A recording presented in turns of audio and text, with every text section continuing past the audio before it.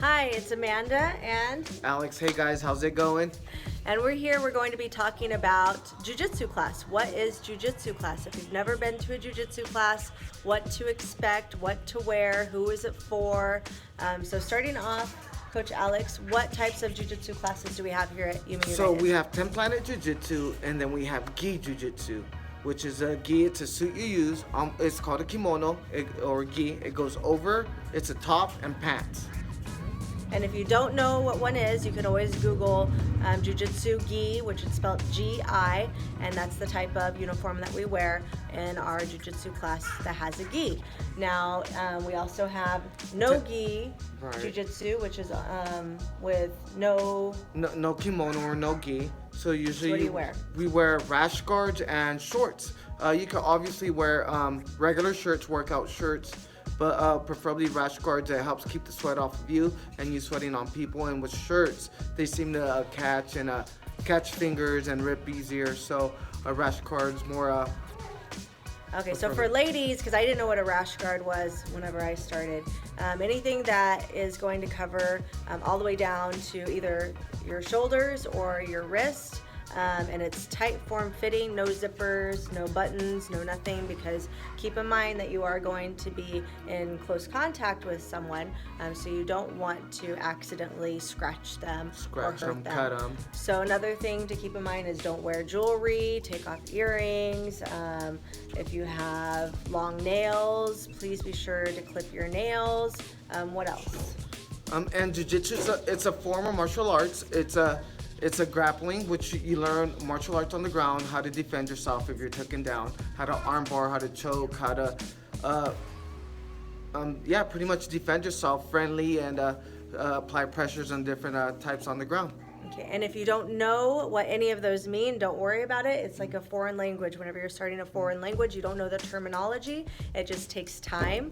The more that you're consistent, the more that you're here, the more that the terminology is going to make sense. It can take a long time, so don't expect to understand and know what the coach is always talking about. But like I said, the more that you're here, the more is going to become familiar, the more that you're going to recognize certain movements, even if your body is not used to moving in these ways.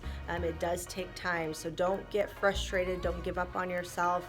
It is kind of scary and intimidating the first time you walk in because you don't know what to expect, but that's why we're making these videos, to help you guys understand, so then that way you know a little bit about etiquette too. So what about jiu-jitsu etiquette? Is there a certain way that you're supposed to come into the room? Is there a certain etiquette on who does what? Like how do we know proper etiquette whenever it comes to jiu-jitsu class? So there's traditional schools where you go on, before you step on the mat, you bow, then you're allowed to step on.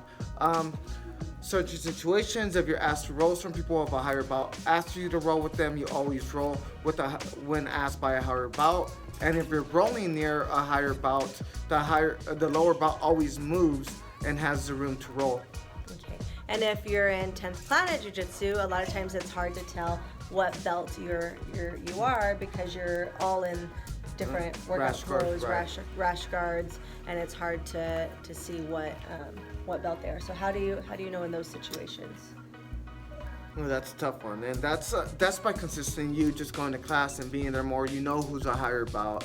So yeah. Yeah, and if you're brand new, we are going to know that you're brand new. We're not going to just leave you in the dark and not let you know what's going on. So whenever you're new to class, we will definitely match you up with someone who's been there for a while, so we can help and teach you and show you the ropes of what jiu-jitsu class is and what to do. One thing that I noticed is whenever we're learning something that sometimes we're sitting around watching, and one thing that you're really big on is move so you can see, right? Why is that? Yeah, there's a lot of times where I'm teaching and I see people just standing in a big old circle. There's certain spots where we're going over a certain technique and you can't see through the person to see where I'm grabbing the arm. So it's better to get up and walk around and make sure you're paying attention to real close to detail, because there's certain detail we have to go over for, like kimuras, guillotines, grips. Certain grips you need to know, and if